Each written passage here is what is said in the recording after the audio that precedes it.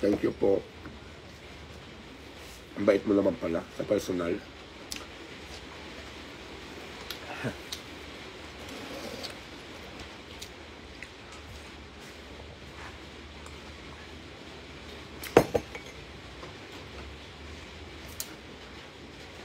Diwata, ikaw naman po tumulong sa mga nabahaan. Actually, nagbigay na ako ng tulong. Yung kaya ko lang, ginawa ko na yan. Kahapon. May mga binigyan ako, siyempre mga homeless na mga kailangan talaga. Kasi naintindihan kung gaano kahirap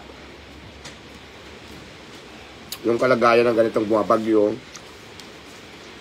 Dapat wala kang bahay, pagkakagala ka lang. Sa pagkain,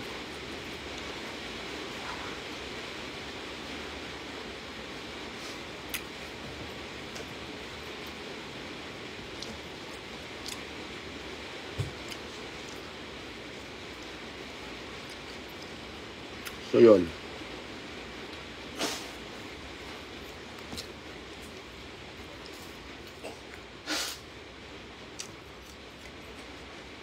Pero siyempre, yung kaya ko lang din naman tulungan.